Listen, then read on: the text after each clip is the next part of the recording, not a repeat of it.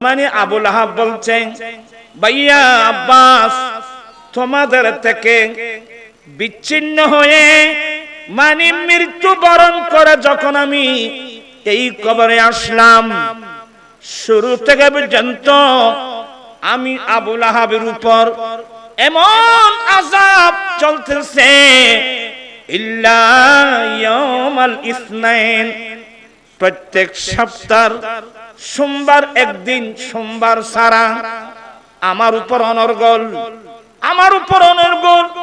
আযাব শাস্তি চলতেছে। কিন্তু ভাইয়া সোমবার আসলে আমার উপর থেকে আযাব কমিয়ে দেওয়া হয়, আর আমার শাহাদত আঙ্গুল দিয়ে পানি জড়ে, মধু জড়ে, এগুলার শুষলে পিপাসা চলে যায়।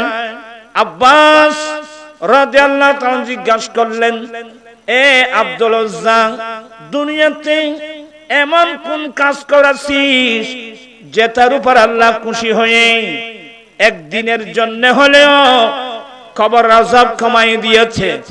তোমার শাহাদত আঙ্গুল দিয়ে মধু ঝরতেছে, কি করছো? বললাম বিইতাকাতি সুয়াইবা হিনা বাশারাতনি। ভাইয়া যেদিন আমার এক সুয়াইবা দাসী শুভ সংবাদ দিয়েছিল, আমার ভাতিজা মুহাম্মদ সাল্লাল্লাহু আলাইহি সাল্লাম যেদিন দুনিয়া আসছে, আমার দাসী সুয়াইবা ভোরবেলায় এসে আমাকে সুসংবাদ দিয়েছিল, আমি আনন্দে আত্মহারা হয়ে শাহাদত আঙ্গুল ব্যবহার করে আমি এ দাসী আজাদ করে দিয়েছিলাম। এই কারণে আল্লাহ আমাকে এ পুরস্কার দিয়েছেন, সপ্তাহের মধ্যে একদিন হলেও আমার উপর থেকে কবরের আযাব কমিয়ে দেওয়া হয়। আর দাসী আজাদ করার সময় আমি যে শাহাদত আঙ্গুল ব্যবহার করেছিলাম, এই আঙ্গুল দিয়ে পানি পরে মধুযুক্ত, এটা শুষলাম আর পিপাসা নিবারণ হয়ে যায়। مولاي صل وسلم دائما ابدا على حبيبك। আহলে বাইত রাসূল আমি এদিক সেদিক না গিয়ে সরাসরি যে আয়াত কারীমা আমি তেলাওয়াত করলাম, আল্লাহ বলেন,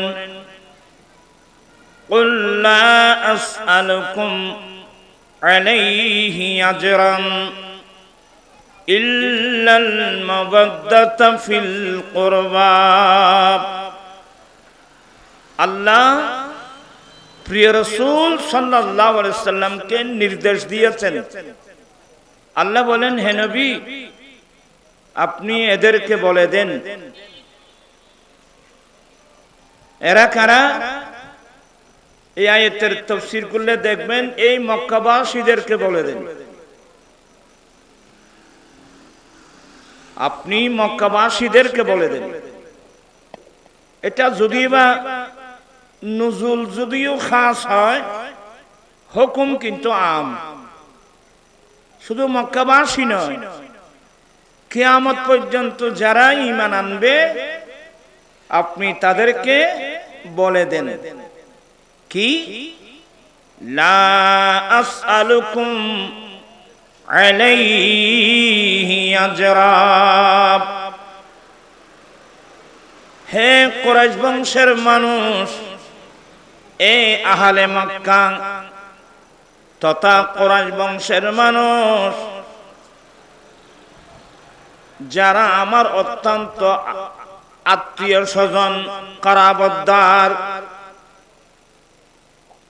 হে মক্কাবাসী তথা কিয়ামত পর্যন্ত আনেওয়ালে মুমিন মুসলমান, আমি নবী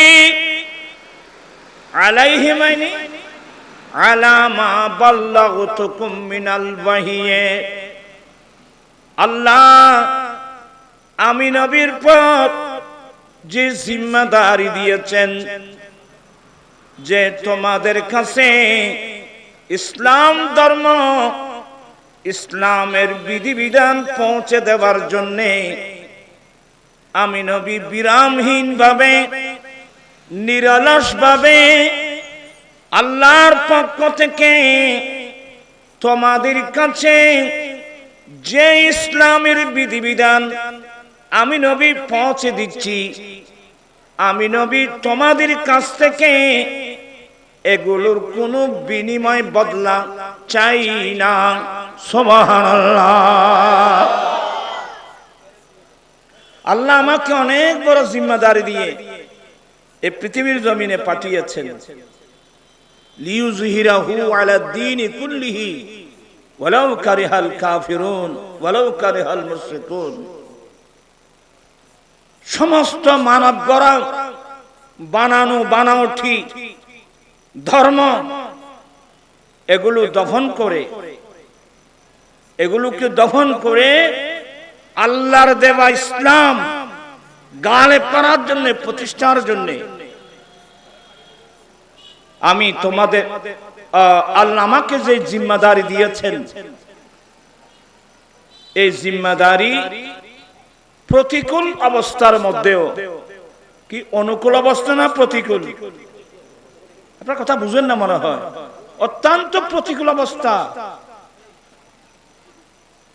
সবাই যারা আপনজন ছিল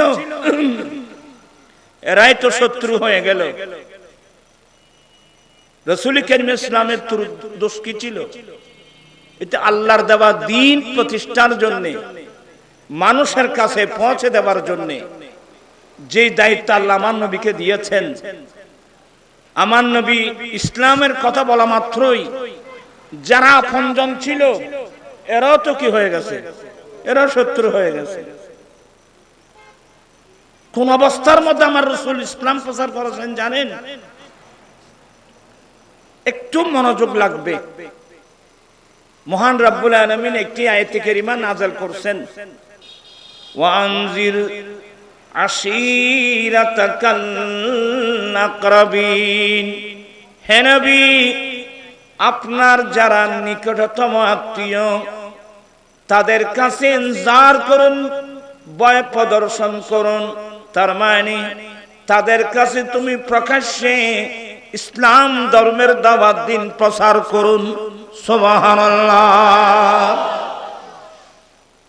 এই আয়াতটা নাযিল হওয়ার আগে ইসলাম প্রচার ছিল গোপনে গোপনে। কথা বুঝতেছেন? কিন্তু এই আয়াত যখন নাযিল হলো প্রকাশ্যে ইসলাম প্রচার। আমার রাসূল কুরাইশ বংশের মানুষদেরকে দেখে পাঠালেন। কোথায়? সাফা পাহাড়ের উপর অথবা আবু কুবাইস পাহাড়ের উপর সবাই উপস্থিত। এ আমার কুরাইশ বংশের মানুষ, এ আমার কুরাইশ বংশের মানুষ কোথায় আহ্বান করেছেন? সাফা পাহাড়ের উপর অথবা আবু কুবাইস পাহাড়ের উপর। আমার নবী কুরাইশ বংশের মানুষদেরকে দেখে পাঠালেন, সবাই আসছেন। তা আমার নবী বলছেন কি জানেন? এ আমার কুরাইশ বংশের মানুষ, আমি আপনাদের নিকটতম আত্মীয়, আপনারাও আমার নিকটতম আত্মীয়। আচ্ছা, এই পাহাড়ের অপর পৃষ্ঠে কে আছে না আছে আপনারা তো দেখতেছেন না? বলেন, আমরা তো দেখতেছি না। তা আমার নয় বলছে, আমি যদি একটা সংবাদ দিই যে ওই দিক থেকে তোমাদের উপর আক্রমণ করার জন্য একদল সশস্ত্র বাহিনী আসতেছে, এই সংবাদটা যদি আমি দিই, আমার কথাটা তোমরা বিশ্বাস করবা? সবাই এক বাক্যে হ্যাঁ হ্যাঁ হ্যাঁ হ্যাঁ, আপনি বললে আমরা বিশ্বাস করব। সুবহানাল্লাহ বলবেন না? আচ্ছা, এই বিশ্বাসের মূল ভিত্তি কোথায়? এই বিশ্বাসের মূল ভিত্তি হলো ওরা বুঝাতে চাচ্ছে আপনার এই 40 বছর বয়স আমাদের চোখের সামনে সূর্যের মতো স্পষ্ট। এই 40 বছরের মতো কোনোদিন একটা মিথ্যা কথা বলতে আমরা শুনি নাই। অতএব আপনার উপাধি তো আল আমিন। অতএব আমরা দেখতেছি না এই পাহাড়ের অপর পৃষ্ঠে কে আছে না আছে আমরা দেখতেছি না, আপনি যদি সংবাদ দেন আমরা বিশ্বাস করব। বলে করবা, বিশ্বাস করবে তো? হ্যাঁ বিশ্বাস করব। এবার আমার নবী বলেন, এ আমার কুরাইশ বংশের মানুষ, লা ইলাহা ইল্লাল্লাহু, আল্লাহ ছাড়া কোনো ইলাহা নাই, আল্লাহ ছাড়া কোনো মাবুদ নাই, আল্লাহ ছাড়া কোনো উপাস্য নাই। ওয়া ইন্নী রাসূলুল্লাহ, আমি কিন্তু আল্লাহর পক্ষ থেকে প্রেরিত রাসূল। এই কথা বলার সাথে সাথে এই কিছুক্ষণ আগে বলছিল আপনি বললে আমরা কি করব? আপনি যেটা বলবেন এটা আমরা কি করব? বিশ্বাস করব।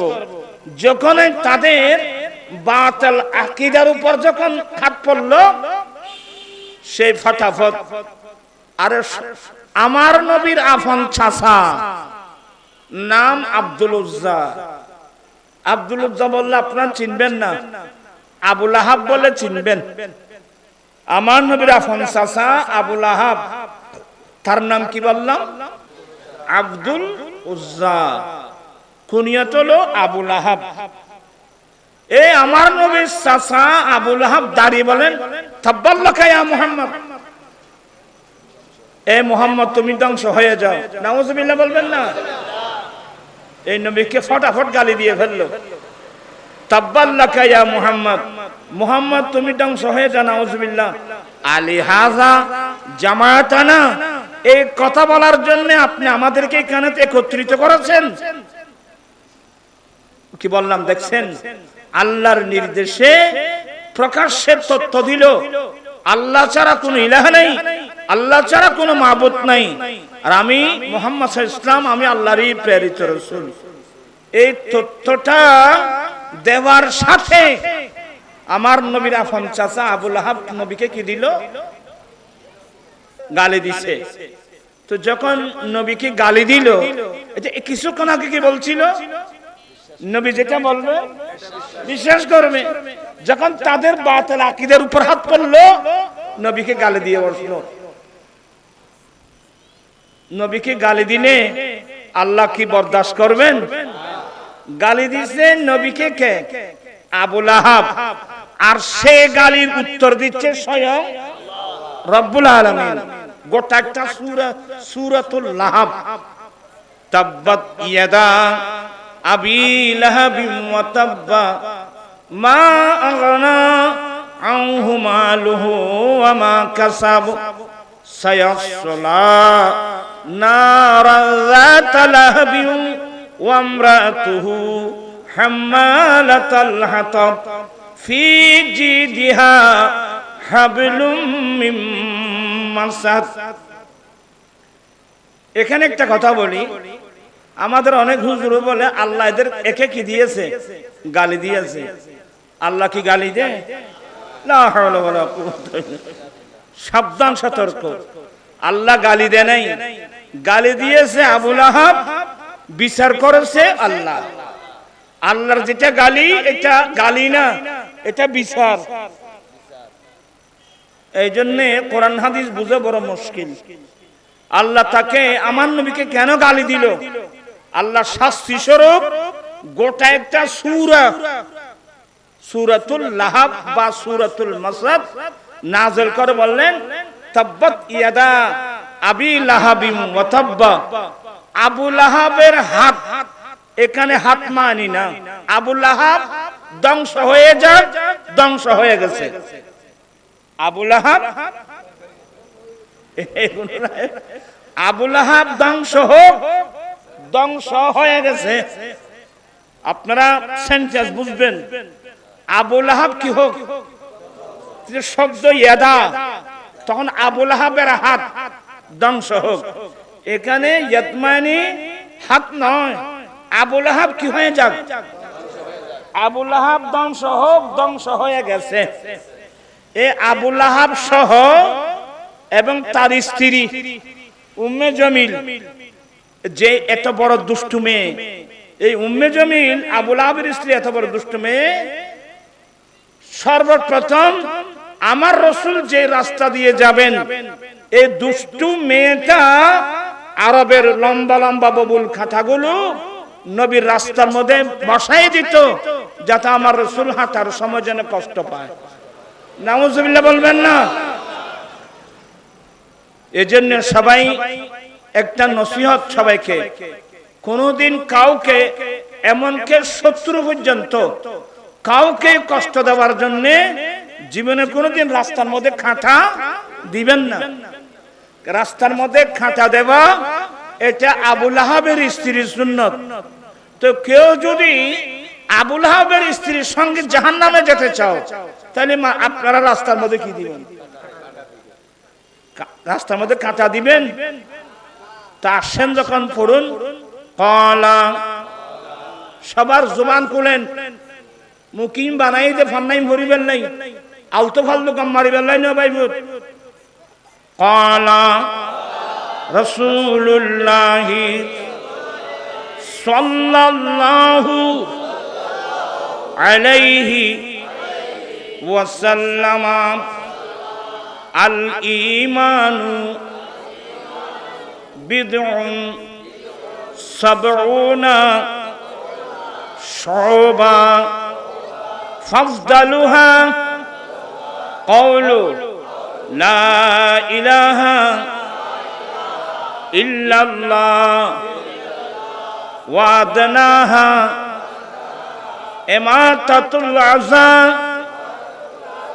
আনিত তারিকি ওয়াল হায়াউ শুবাতুম মিনাল ঈমান। কষ্ট হলো? এমনি কষ্ট তো লাগবে, ওই না পড়তে না পড়তে অভ্যাস হয়ে গেছে, যে পড়তে পড়তে অভ্যাস হলে তো একেবারে সহজ হতো। জমিন আজমা তোমারে লিয়ে মকিনা মাকান তোমার। সবাই পড়ুন, না জানলেও পড়ুন, পড়তে পড়তে হয়ে যাবে ইনশাআল্লাহ।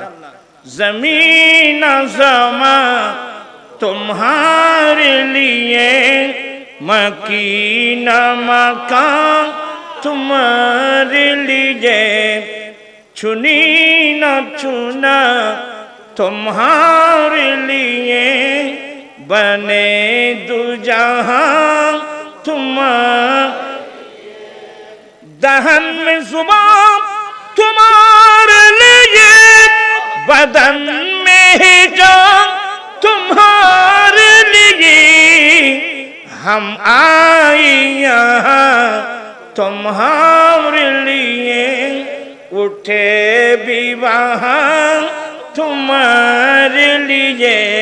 চিৎকার দিয়ে বলুন সুবহানাল্লাহ। আমার আলা হযরত বলছেন যে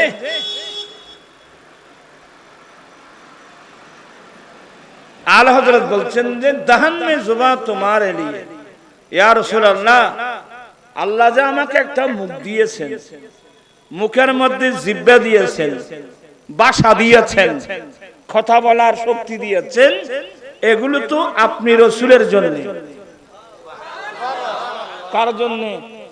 এটা রাসূলের জন্য, রাসূলের কালমা পড়ার জন্য, রাসূলের কথা বলার জন্য। দহন মে জুবান তোমারে লিয়ে বদন মে হিজা তোমারে লিয়ে।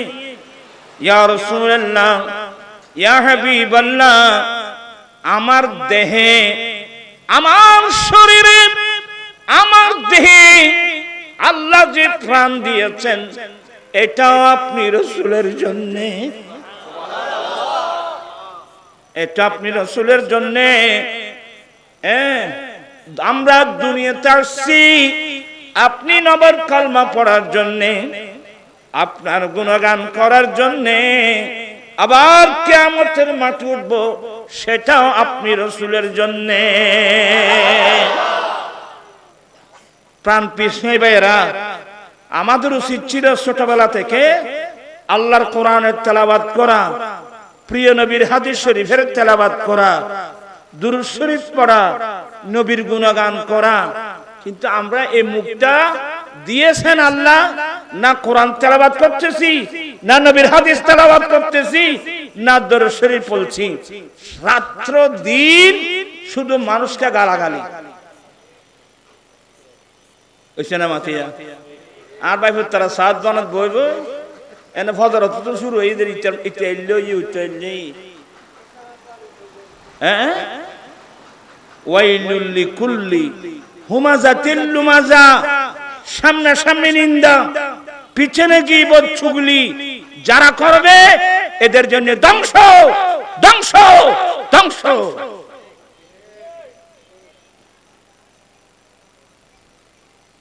আল্লাহ মুখে একটা আচ্ছা আপনাদের গালাগালি করতেছেন একে অপরকে, আল্লাহ চাইলে তো আপনাকে বোবা বানিয়ে দিতে পারত। আচ্ছা বোবা বানা দিলি তুই গ্যাং করতি করতি আর খেতে।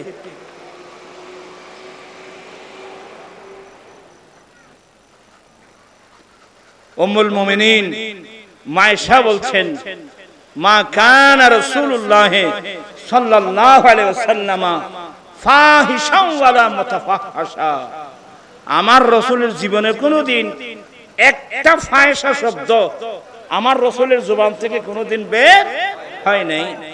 ইন্নাল্লাহা ইয়ামুরু বিল আদলি ওয়াল ইহসান ওয়া ইতাই যিল কুরবা ওয়া ইয়ানহা আনিল ফাহশাই ওয়াল মুনকার। আল্লাহ নিষেধ করছে অশ্লীল ভাষা ব্যবহার করবে না, কোরআন সুন্নাহ বিরোধী কোনো কথা বলবা না, জবানকে হেফাজত করো। এখন আমরা কি জবানে হেফাজত করেছি? কমসে কম আসুন সৌদায় কারবালা স্মরণে মাহফিল, আজকে আমরা এমন তওবা করব এখন থেকে মৃত্যুর আগ পর্যন্ত আমরা আর কাউকে গালাগালি। তো আরেকটা হাদিস পড়ুন, তাহলে বিরক্ত হবেন না তো। ক্বালা রাসূলুল্লাহ, কি মহব্বত করে পড়তেছেন, খুব আদব সহকারে পড়বেন।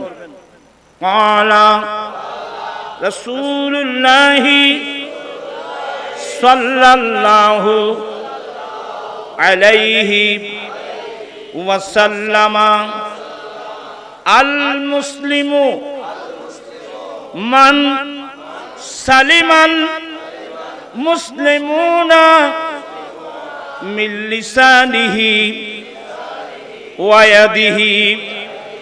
আল্লাহর নবী বলেন, সেই নারী পুরুষ মুসলিম হওয়ার দাবি করতে পারবে, সে মুসলমান, সে নারী এবং পুরুষ নিজেকে মুসলিম দাবি করতে পারবে যার মুখ এবং হাতের আঘাত থেকে আরেকজন মুসলমান নিরাপদ থাকবে। সেই ব্যক্তি মুসলিম হওয়ার দাবি করতে পারবে যার মুখ এবং হাতের আঘাত থেকে আরেকজন মুসলমান নিরাপদ থাকে। এবার বলুন, নিজেকে মুসলমান বলি, অনেক ছেলে আছে যাদের মুখ এবং হাতের আঘাত থেকে নিজের মা বাবা পর্যন্ত নিরাপদ নাই। অনেক স্বামী আছেন যার হাত এবং মুখ থেকে স্ত্রী পর্যন্ত নিরাপদ নাই। আবার অনেক স্ত্রী আছে তার হাত এবং মুখের আঘাত থেকে স্বামী পর্যন্ত নিরাপদ নাই। দাবি করতেছি মুসলমান, দাবি করা সহজ, প্রমাণ করা কঠিন। আল্লাহ সবাইকে সত্যিকারের মুমিন মুসলিম হওয়ার আল্লাহ তৌফিক দান করুক। আমরা কি আর ফাহিশা কথা বলবো, অশ্লীল ভাষা ব্যবহার করব? অতীত করে থাকলে আমরা একযোগে তওবা করব, ঠিক আছে তো? আস্তাগফিরুল্লাহাল্লাযী লা ইলাহা ইল্লা হুয়াল হাইয়ুল কাইয়্যুম ওয়া আতুবু ইলাইহি। আজ থেকে ইস্তেগফারটা শিখে নেবেন। এখানে আল্লাহর কাছে গুনাহ মাফ চাওয়া আছে এবং আল্লাহর কাছে তওবা করাও আছে, দুটোই জিনিস কেন আছে। সব সময় এগুলো পড়বেন, গাড়িতে, বাড়িতে, রাস্তায়, ঘাটে, বন্ধু বান্ধব যেখানে বসছে, আজ থেকে আজে বাজে অশ্লীল কোন শব্দ না বলে ইস্তেগফারটা করতে থাকবেন। কার টাকা লাগবে কার জায়গা লাগবে, কার সম্মান লাগবে, কার মাল লাগবে, কার ছেলে সন্তান লাগবে, সব কিছু ইস্তেগফারের ভিতর আছে। যা আস্তে আপনি ইস্তেগফার করেন তো, আস্তাগফিরুল্লাহাল্লাযী লা ইলাহা ইল্লা হুয়াল হাইয়ুল কাইয়্যুম ওয়া আতুবু ইলাইহি, কি কি লাগবে সব আপনি পেয়ে যাবেন। কথা বুঝে আসছে? আল্লাহ সবাইকে আমল করার তৌফিক দান করুক। ওই হাদিস একটা যে পড়লাম, এটার অনুবাদ এখনো করি নাই। আল্লাহর নবী বলেন, উম্মত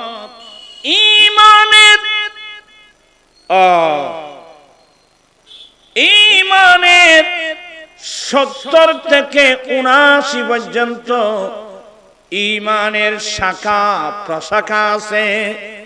আপনারা কি আমার ভাষা বুঝেন? 70 থেকে 79 পর্যন্ত ঈমানের শাখা প্রশাখা আছে। 69 থেকে 79 পর্যন্ত ঈমানের এতগুলো শাখার মধ্যে সবচেয়ে উত্তম শাখা হলো লা ইলাহা ইল্লাল্লাহু মুহাম্মাদুর রাসূলুল্লাহ। এই কলমাটার সবচেয়ে উত্তম শাখা। এবার আমার নবী বলেন, ওয়াদনাহা ইমাতাতুল আযা আনিত তারিকি। উম্মত ঈমানের নিম্নতম শাখা হলো কষ্টদায়ক জিনিস, যেমন কাঁটা, বোতলের খাস ভাঙা, যেগুলো পায়ের নিচে পড়লে মানুষ কষ্ট পাবে, গরু ছাগল কষ্ট পাবে।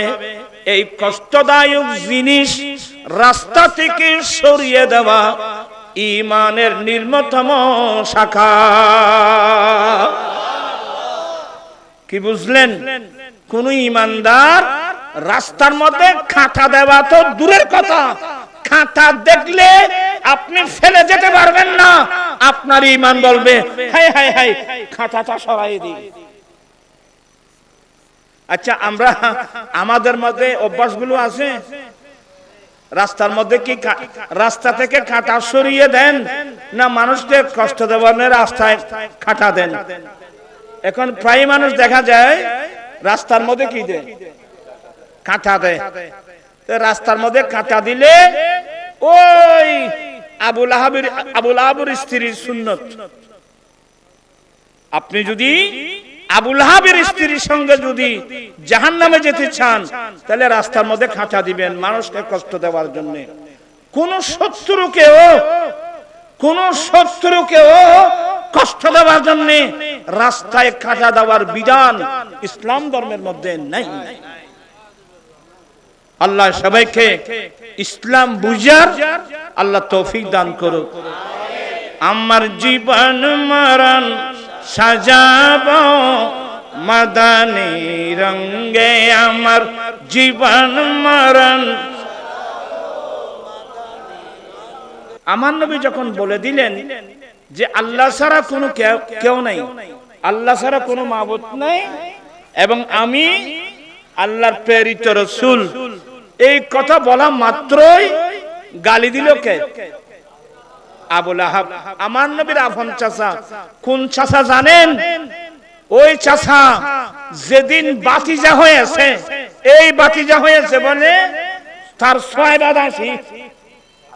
ছয়বা দাসী এই আবু লাহাবকে বলেছিল, হুজুর আপনার ভাই আব্দুল্লাহর ঘরে এমন এক ছেলে জন্ম নিয়েছে, এমন সুন্দর ছেলে আমি জীবনে দেখি নাই। এই আবু লাহাবই বলছিল, এই সোয়াইমা, আজকে ভোর বেলায় সকাল বেলায় এত সুসংবাদ দিলি, আমার বাতিজা হয়েছে, যা আমি আজ থেকে তোকে আজাদ করে দিলাম। এবং এই আজাদ করার কারণে সে কাফের হওয়া সত্ত্বেও বুখারী করলেন, 86টা করলেন, আব্বাস রাদিয়াল্লাহু তাআলা আনহু, আমার নবীর আরেকজন চাচা, কি নাম? আব্বাস। এই আবু লাহাবের মৃত্যুর পরে আব্বাস রাদিয়াল্লাহু তাআলা স্বপ্নে দেখলো, এ আব্দুল উজ্জা, আজীবন তুই এবং তোর ওয়াইফ নবীকে কষ্ট দিয়েছিস, হ্যাঁ এখন কেমন? তখন কিন্তু আব্বাস রাদিয়াল্লাহু ঈমান আনে নাই। এই ঘটনাগুলো অনেক পরে দিচ্ছেন।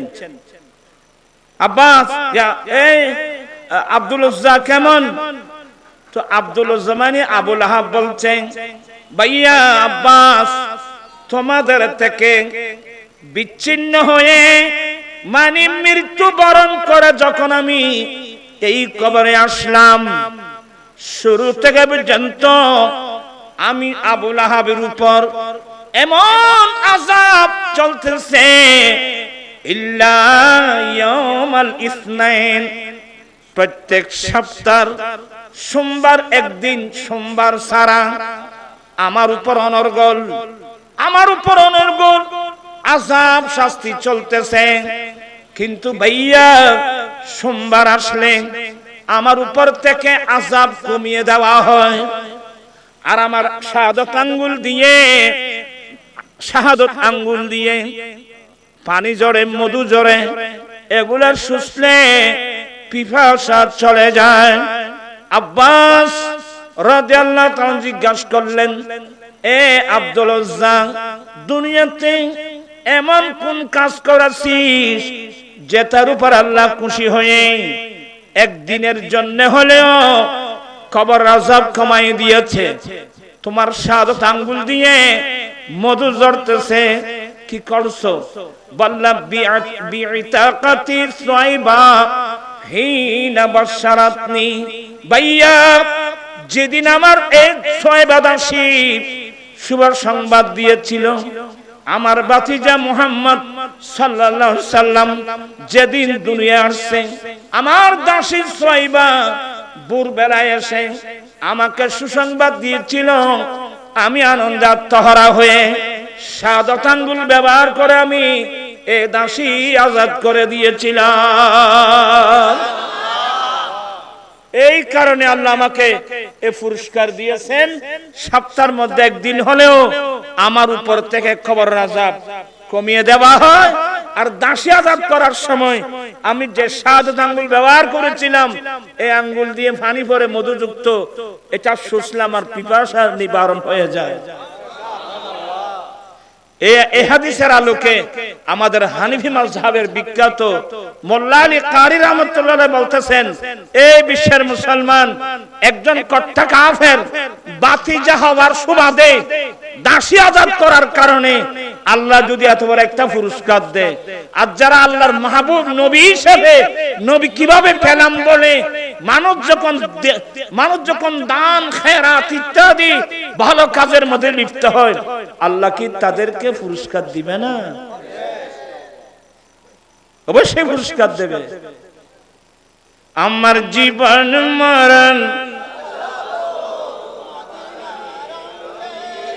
কত বড় পুরস্কার দিবে জানেন?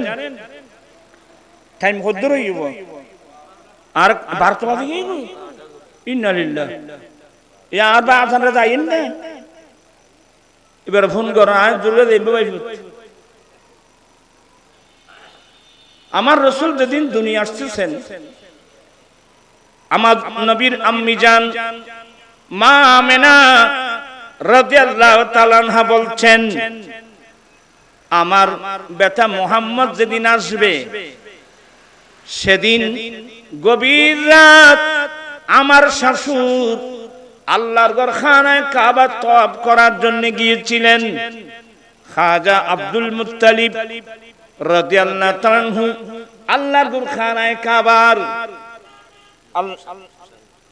ঘরখানায় কাবার তওয়াফ করতেছিলেন।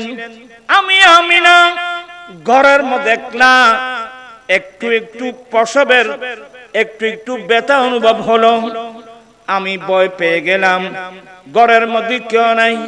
আমি মুহূর্তের মধ্যে তিনজন সুন্দরী যুবতী, খেজুর গাছের মতো লম্বা লম্বা তিনজন মহিলা আমি আমার ঘরে আসতে দেখলাম।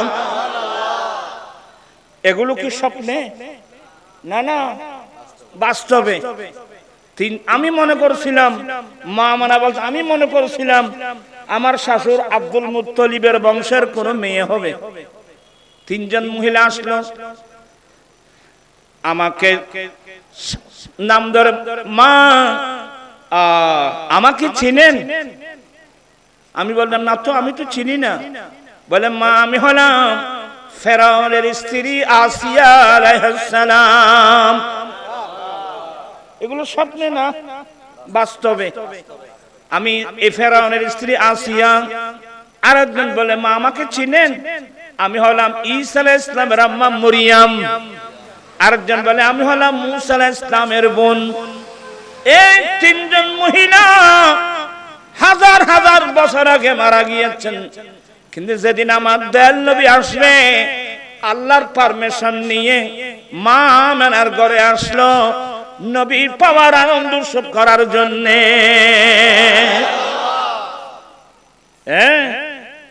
आमना तुझे को मुबारक शाह की मिलाद हो, आमना तुझको मुबारक शाह की मिलाद हो, तेरी अंगन नूर बल्कि घर का घर सब नूर है, ईद मिलादुन नबी है दिल बड़ा मसरूर है।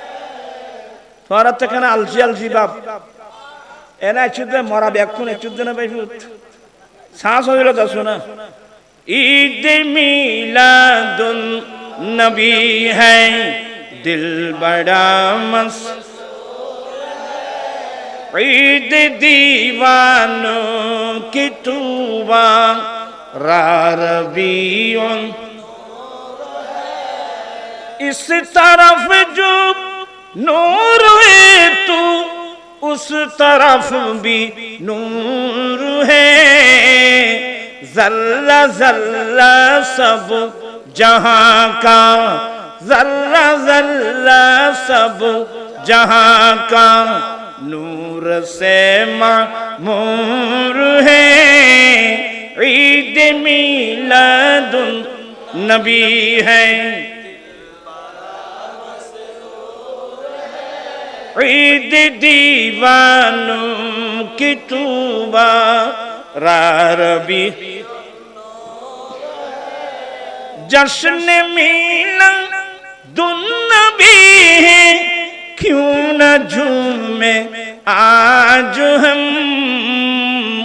जश्न मिलादुन नबी है क्यों न झूमे आज हम, मुस्कुराती है बहारी, मुस्कुराती है बहारी, सब फजा पुर नूर है, ईद मिलादुन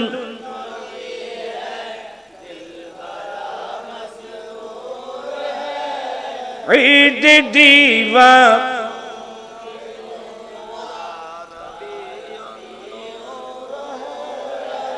जश्न मिलादुन नबी है क्यों न झूमे आज हम, आज वो आया जहां में, आज वो आया जहां में जो सरापा नूर है, ईद मिलादुन नबी है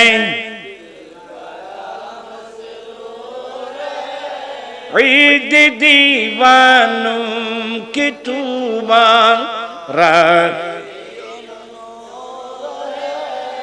নবীর আগমনের দিন আল্লাহর পারমিশন নিয়ে ইজিন নিয়ে মা আমানার ঘরে কয়জন মহিলা আসলো?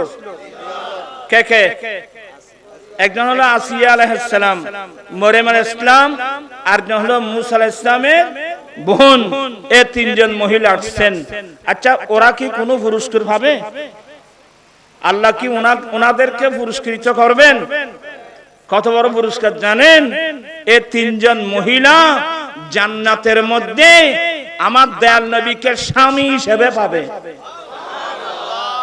কারণ এই তিনজন মহিলা দুনিয়ায় থাকতে স্বামীর স্বাদ ভোগ করতে পারে নাই, আল্লাহর প্রেমে গোটা জীবন দিয়ে ফেলছেন। আল্লাহ তাদের কেমন পুরস্কার দেবেন, জান্নাতের মধ্যে ওরা আজীবন আমার নবীর স্ত্রী হয়ে জান্নাতের মধ্যে থাকবেন। কত বড় পুরস্কার। তো ওরা মিলাদুন্নবী করতে এসে আল্লাহর পক্ষ থেকে এত বড় পুরস্কার পাবে, তা আমরা কিছু পাবো না? কি আশা আছে নাকি? আমরা কমসে কম আমার দয়াল নবীর খাদেম হিসাবে হতে হলেও আমরা জান্নাতের মধ্যে সেই পুরস্কার পাবো, ঠিক কিনা ভাইরা আমার? আমরা সেই পুরস্কার পেতে চাই কি চাই না? দুই হাত তাই বলতে হয়, চাই কি চাই না? আল্লাহ সবাইকে মুস্তাফার খাদেম হয়ে থাকার, গোলাম হয়ে থাকার আল্লাহ আমরা সবাইকে সে তৌফিক দান করুন, আমিন। আল্লাহর চেয়ে বড় দানি আর কে আছে? ওই জান্নাতি আবু লাহাব বাতিজার উৎসবে নবী হিসেবে না, বাতিজা হয়েছে এক সুসংবাদ শুনে দাসী আজাদ করার কারণে যদি একদিনের জন্য হলেও যদি তার উপর থেকে কবরের আযাব কি হয়ে যায়, হালকা হয়ে যায়। আঙ্গুল দিয়ে মধু পানি পড়ে, মধুযুক্ত পানি পড়ে সুস্থে পিপাসা কমে যায়, এত বড় একটা পুরস্কার পায়। আমরা তো আল্লাহর মাহবুব পাওয়ার, মাহবুব পেয়ে আমরা আনন্দিত হয়ে আজকে আমরা লক্ষ লক্ষ টাকা খরচ করছি, দান খেরাত করছি, মাহফিল করছি, ইত্যাদি ইত্যাদি ভালো কাজ করছি। তা আল্লাহকে আমাদেরকে পুরস্কার দিবে না? আশা আছে তো? আল্লাহ সবাইকে কথাগুলো বুঝার তৌফিক দান করুক। এবার আসুন, একটু তাড়াতাড়ি আসুন। বলতে চেয়েছিলাম, আল্লাহ বলেন, হে নবী আপনি তাদেরকে বলে দেন, এ আমার কুরাইশ বংশের মানুষ তথা কিয়ামত পর্যন্ত আনেওয়ালে মানুষ, আমি নবী আল্লাহর পক্ষ থেকে আল্লাহর দেওয়া জিম্মাদারি, আল্লাহর দেওয়া শরীয়ত তরিকত হাকিকতের বিধান আমি যে তোমাদের কাছে পৌঁছে দিচ্ছি, এই প্রতিকূল অবস্থার মধ্যেও বিরামহীন ভাবে, নিরলস ভাবে আল্লাহর বিধিবিধান তোমাদের কাছে পৌঁছে দিচ্ছি। আমি তোমাদের কাছ থেকে এগুলোর কোনো বিনিময় বদলা চাই না। তবে আমি নবী তোমাদের কাছে একটা জিনিস চাই, সেটি হলো আমার আহলে বাইতের প্রেম আর ভালোবাসা।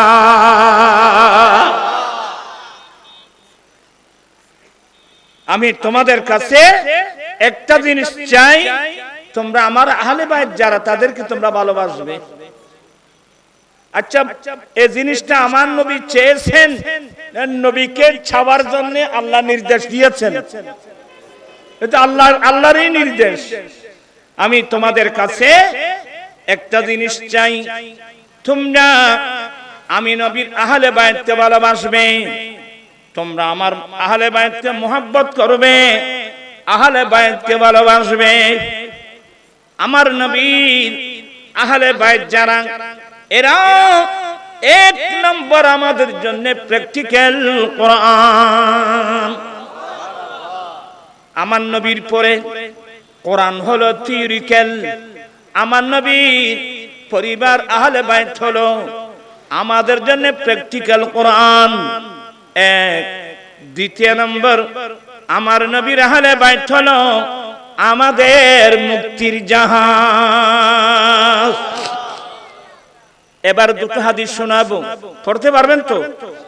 ক্বালা রাসূলুল্লাহি সাল্লাল্লাহু আলাইহি ওয়াসাল্লাম মাসালু আহলি বাইতি কামাসালি সফিনাতি নূহিন আলাইহিস সালাম ফামান রাকিবাহা নাজা ওয়ামান তাখাল্লাফা আনহা হালাকা আপনার বিরক্ত হচ্ছেন আমি দেখতে পাচ্ছি।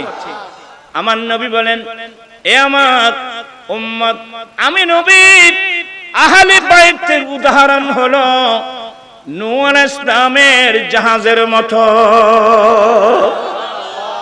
আল্লাহু আকবার। এটা মেশকাতেও আছে। আমি নবীর যারা আহলে বাইত এদের উদাহরণ হলো নূহ আলাইহিস সালামের জাহাজের মতো। সেদিন নূহ আলাইহিস সালাম তার কওম যখন নবীর শানে বেয়াদবি করলো, একদিন নয় দুদিন নয় ৯৫০ বছর ধরে আল্লাহর নবী নূহ আলাইহিস সালাম মানুষের কাছে ইসলাম প্রচার করেছিলেন। কয় বছর? আর জুড়ে ৯৫০ বছর ইসলামের দাওয়াত দিয়েছিলেন। কিন্তু তারা এমন দুষ্ট ছিল, নিজের পরিবার সহ ৯৫০ বছরে ঈমান এনেছেন মাত্র কয়জন? আমার নবী বলছেন যে আমার আহলে বাইতের উদাহরণ হলো ওই নূহ আলাইহিস সালামের জাহাজের মতো।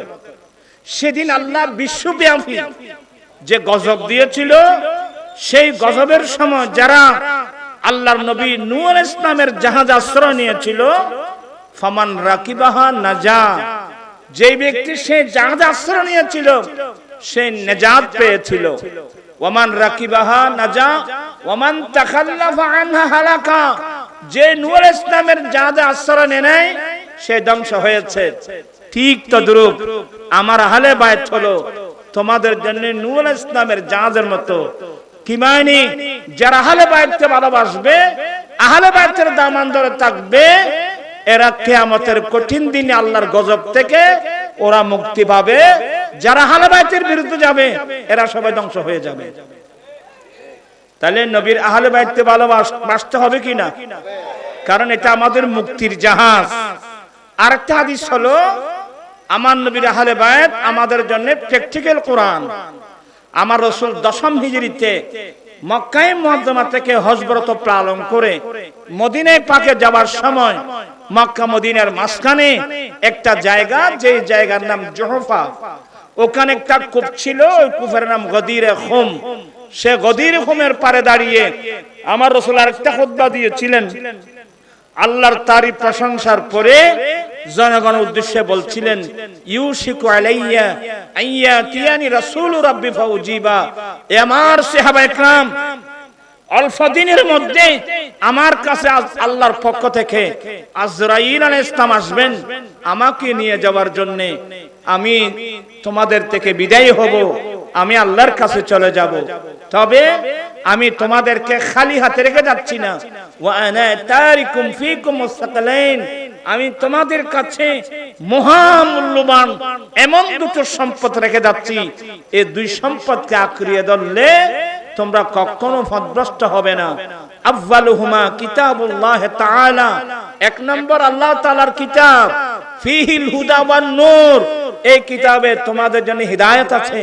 তোমরা তোমাদের ব্যক্তিগত জীবন, পারিবারিক জীবন, সমাজ জীবন, রাষ্ট্রীয় জীবন, সমাজনীতি, অর্থনীতি, রাষ্ট্রনীতি, রাজনীতি, শিক্ষানীতি, বাণিজ্য নীতি, পররাষ্ট্রনীতি, এক কথায় জন্মলগ্ন থেকে মৃত্যুকাল পর্যন্ত তোমরা কে কি করবা না করবা, এই কোরআন তোমাদেরকে গাইড করবেন, হেদায়েত করবেন।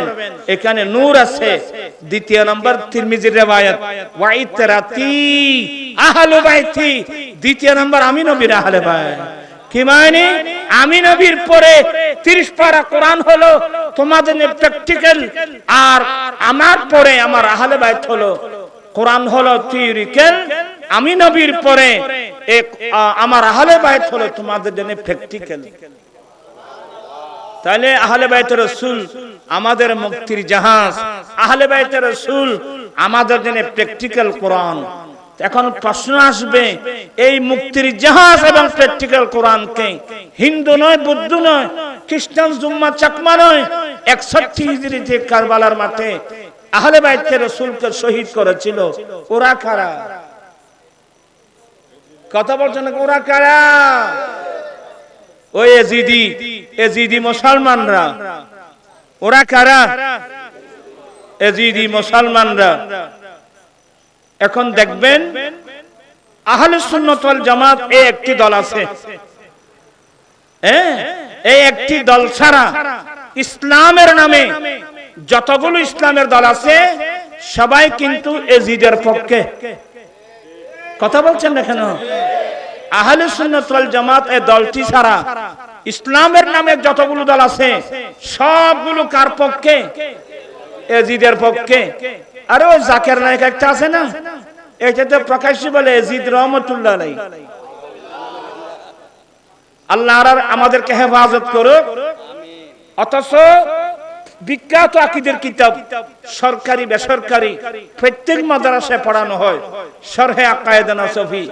এই কিতাবে আল্লামা সাদউদ্দিন তাফতাজানি রাহমাতুল্লাহ আলাইহি বলছেন, লানাতুল্লাহি আলা এজিদা, এজিদের উপর, এজিদের সাহায্যকারীদের উপর আল্লাহর লানত, আর আহলে বাইত রাসূলের উপর আল্লাহর রহমত। কি বিরক্ত হচ্ছেন? এখন কোন দিকে যাবেন? আমাদের জীবন গেলেও আমরা এজিদের পক্ষে যাব না।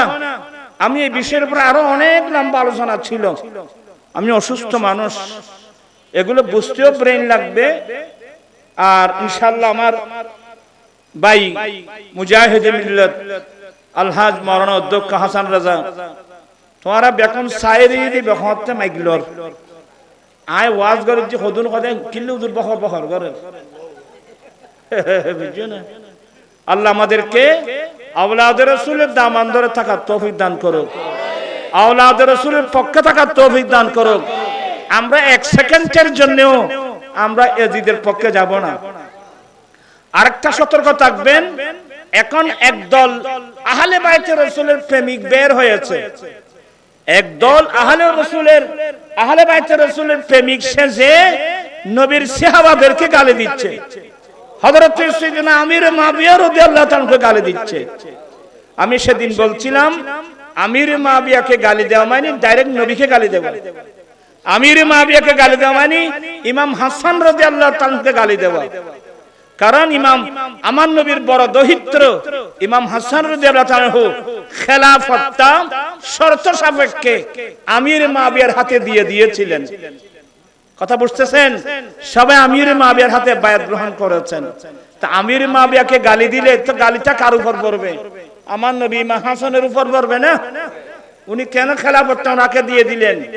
তাহলে যারা আজকে বসে বসে আমির মুআবিয়াকে মুনাফিক বলছো, গালি দিচ্ছ, কিন্তু গালি সবগুলো হয়তো নবীর উপর পড়তেছে আর নতুবা ইমাম হাসান রাদিয়াল্লাহু তাআলার উপর পড়তেছে, আমির মুআবিয়ার কিছু হবে না।